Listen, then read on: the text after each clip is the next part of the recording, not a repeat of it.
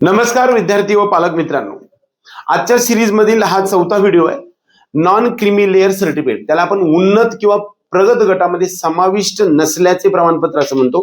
हे प्रमाणपत्र आपल्याला SEBC म्हणजेच मराठा आरक्षण, त्याचबरोबर SBC special backward class, OBC other backward class, VJ विमुक्त जाती, त्यालाच आपण DT1 म्हणतो किंवा डिनोटिफाईड ट्राइब्स असं सुद्धा म्हणतो.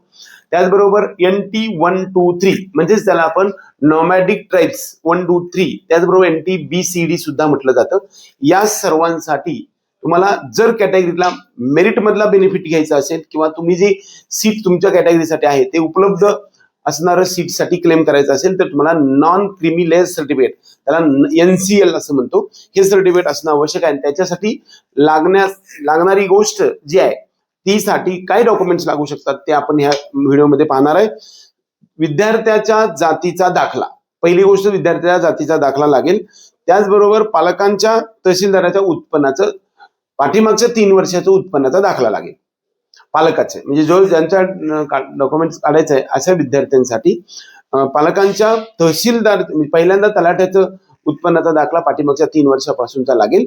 त्याचबरोबर पालकांचा सुद्धा म्हणजे तोच नंतर तुम्ही ज्यावेळेस तहसीलदारकडे देता त्यावेळेस तहसीलदारचा पाठीमागच्या 3 वर्षाचा उत्पन्नाचा दाखला लागेल. त्यानंतर विद्यार्थ्याचे लिव्हिंग सर्टिफिकेट किंवा बोनाफाईड सर्टिफिकेट, त्याचबरोबर पालकाचे लिव्हिंग सर्टिफिकेट म्हणजे त्याला आपण शाळा सोडल्याचा दाखला असं म्हणतो. त्याचबरोबर विद्यार्थ्याचं आधार कार्ड, त्याच्या पालकाचे किंवा वडिलांचे आधार कार्ड आणि 2 पासपोर्ट साईज फोटो, एवढ्या गोष्टी तुम्हाला 100% लागतात. महत्वाचं लक्षात घ्या, नॉन क्रीमी लेअर असणं आवश्यक आहे.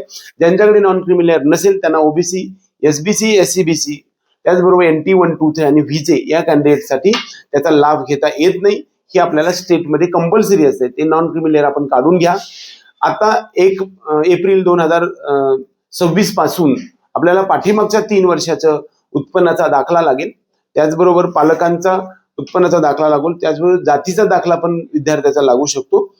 त्याचबरोबर विद्यार्थ्याचं शाळा सोडल्याचा दाखला, पालकाचा शाळा सोडल्याचा दाखला, दोघांचे आधार कार्ड आणि पासपोर्ट साईज फोटो लागेल. एवढंच या निमित्तानं सांगून आजचा हा चौथा व्हिडिओ संपूया. नॉन क्रीमी लेअर सर्टिफिकेटच्या संदर्भामध्ये लागणारे डॉक्युमेंट्स. धन्यवाद.